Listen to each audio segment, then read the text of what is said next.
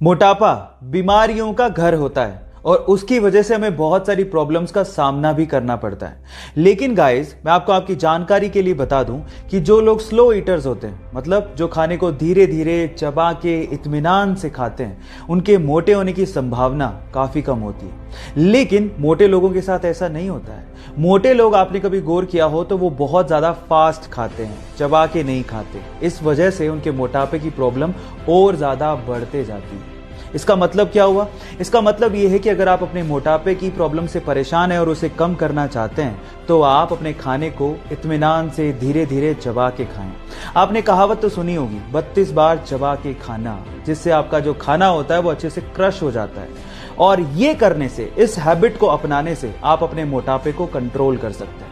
ये interesting fact जान के आपको कैसा लगा, चैट सेक्शन में लिखना मत भूलिएगा।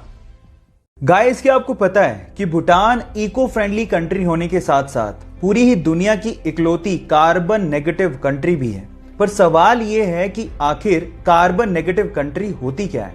डोंट वरी, मैं आपको बताता हूं। इसका मतलब यह है कि भूटान जितनी CO2 प्रोड्यूस करता है उससे कहीं गुना ज्यादा वहां के फॉरेस्ट CO2 को एब्जॉर्ब कर लेते हैं, जो कि हमारे एनवायरमेंट के लिए बहुत अच्छी बात है। पर यह सब पॉसिबल हो पाया है वहां के लोगों की सोच की वजह से। जैसे कि सन 2016 में भूटान की महारानी ने एक राजकुमार को जन्म दिया और बजाय बड़ी सी पार्टी देने के वहां के राज परिवार ने 1,08,000 ट्रीज को भूटान में प्लांट किया। कितनी अच्छी सोच है ये। आपका इसके बारे में क्या विचार है? चैट सेक्शन में लिखना मत भूलिएगा। आप लोगों ने अपनी साइंस की किताबों में एटम के बारे में ये तो पढ़ा होगा कि एटम के 3 बेसिक पार्टिकल्स होते हैं, इलेक्ट्रॉन, प्रोटॉन और न्यूट्रॉन। लेकिन इंटरेस्टिंग स्टोरी है इनकी डिस्कवरीज को लेके।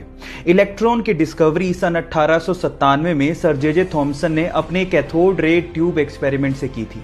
उसके ठीक 12 साल बाद उन्हीं के स्टूडेंट रदरफोर्ड ने गोल्ड फॉइल एक्सपेरिमेंट से प्रोटॉन को न्यूक्लियाई में डिस्कवर किया था।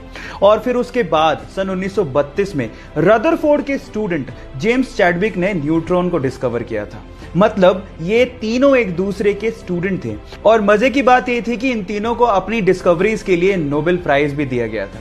क्या ये फैक्ट आपको पहले से पता था? और अगर नहीं पता था तो चैट सेक्शन में लिखना मत भूलिएगा। हुंडई दुनिया की सबसे बड़ी कार मैन्युफैक्चरिंग कंपनीज में से एक है। आप लोगों ने इसका लोगो तो देखा ही होगा, लेकिन क्या आप इस लोगो का मतलब जानते हैं?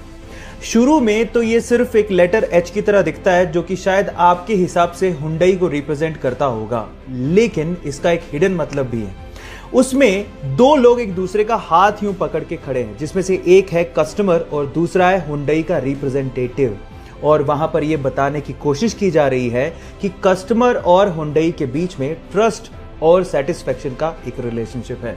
क्या इस हिडन मतलब को इससे पहले तक आप लोग जानते थे? और अगर नहीं जानते थे चैट सेक्शन में लिखना मत भूलिएगा। गाइस, आप लोगों ने लोयन, टाइगर, इन सब स्पीसीज के बारे में तो सुना होगा, लेकिन क्या आपने कभी लाइगर के बारे में सुना है? Liger, LIGER। अब आप लोग कहोगे कि ये क्या है? डोंट वरी, मैं आपको बताता हूं। जब एक मेल लोयन और एक फीमेल टाइगर आपस में क्रॉस ब्रीडिंग करते हैं तो उससे जो ब्रीड पैदा होती है उसे लाइगर कहते हैं। शेर की दहाड़ और चीते की चाल जब आपस में मिक्स होगी तो आप लोग अंदाजा लगा सकते हो कि वो ब्रीड कैसी होगी। टाइगर तो जानते होगे, अब आप लाइगर के बारे में भी जानते हो। ऐसे ही इंटरेस्टिंग वीडियोस के लिए मुझे फॉलो करना मत भूलिएगा। मिलते हैं अगले वीडियो में। Thank you. गाइस, एक बहुत ही इंटरेस्टिंग फैक्ट बताता हूं। अमेरिका के आर्कनसास में एक डायमंड की माइन है जो कि पब्लिक के लिए ओपन है। मतलब यह कि वहां पे कोई भी जा सकता है, डायमंड को ढूंढने की कोशिश कर सकता है, और अगर डायमंड मिल गया तो वो डायमंड उसका।